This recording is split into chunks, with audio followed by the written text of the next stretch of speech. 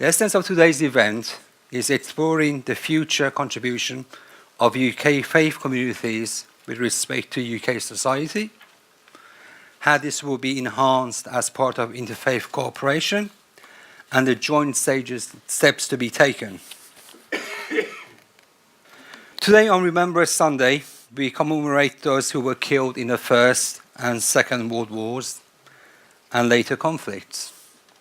The First and Second World Wars killed, maimed, and traumatized millions and savaged societies. If you look for their causes, religion is not mentioned as part of the main causes. Further, the Encyclopedia of Wars, an extensive study by Charles Phillips and Alan Achtergrad, published in 2008, chronicles 1,763 wars throughout human history. It names just 123 as religious in nature, a little under 7%. However, I will go further and state that majority of perpetrators are also victims of the dehumanizing aspect of war, compelled to act on mottos such as kill or be killed, that has no place in peacetime. In this event, given the time limitations, the focus of discussions is with regard to UK. However, due to the cosmopolitan aspect of UK, it is a good representation of the global community. Therefore, the lessons learned from the interfaith engagement in the UK can be applicable globally. The faith representation at this event, in terms of representative roles of speakers and workshop leaders, is varied, so that discussions are enriched through the contribution. Each are equal and have something valuable to offer to society. The size of adherents of the mentioned faiths in global terms are as follows. A question: do religious scriptures have an innate propensity towards unity, disunity, or both with ensuing outcomes?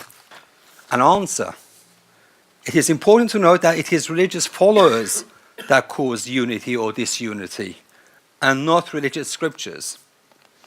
If there are connotations of disunity in religious scripture, then it is important to follow a sequence of inquiries as part of correct interpretation. Is the meaning lost in translation? What is the context it was made or recorded? Is it consistent with the rest of the scripture? How do others in your faith and outside of your faith interpret it? What is the evidence historically in its application? Of course, such interpretations can be beyond the merits of a layperson.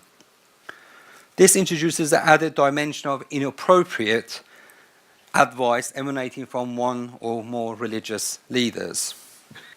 In a talk I gave at University of Oxford, I mentioned the profound and common occurrence of a psychosociological phenomenon known as in-group and out-group, and commonly known as us and them. I espouse the core construct within religions in terms of relations towards each other is the golden rule. Treat others as you want them to treat you. That in principle is a counterbalance to us and them.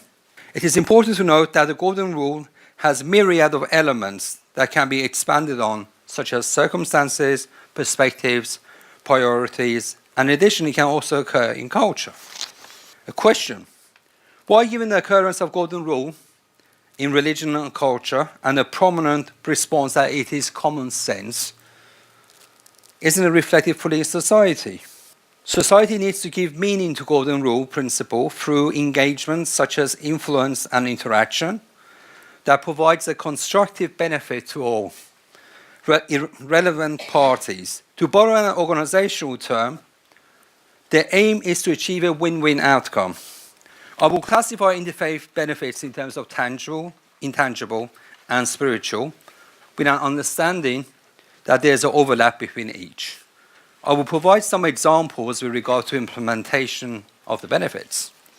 Tangible: to use existing interfaith networks and develop further capabilities and connections, if required, to contact faith communities directly. intangible, to partake in joint religious-based activity, or to partake in other joint activities such as sport, the arts, cooking, travel, important to faith communities, and to explore creating an interfaith group at work or for a particular profession. Spiritual, to accommodate other faiths in acts of worship, such as prayer, meditation, as observer or participant. And finally, to experience the spiritual aspect of nature. I will propose the following process for implementing interfaith-based benefits. First step, understand the importance of commonalities and differences between faiths. Second step, identify the opportunities and challenges in the faith communities or the wider society. Third step, identify the causes where faith is a contributory factor. Fourth step, identify the benefits in terms of initiating, maintaining, and enhancing opportunities, and reducing or removing challenges. Fifth step, identify the requirements such as resources, dialogue, actions to implement the benefits. Sixth step, implement the benefits. Seventh step, assess their implementation and make improvements. The steps between the second and seventh are required to be periodically or conditionally repeated in order to sustain and improve benefits and to be dynamically responsive to changes in society. Unity amongst faith communities is a source of benefit to the whole society, whilst maintaining the unique identity of each faith community. Unity does not mean a melting pot approach to religions, because we appreciate that people of faith respect both the commonalities and particularly the differences. So unity does not mean a melting pot. There is diversity in unity, or as the saying goes, switch it around, unity in diversity. And that was the point I wanted to make.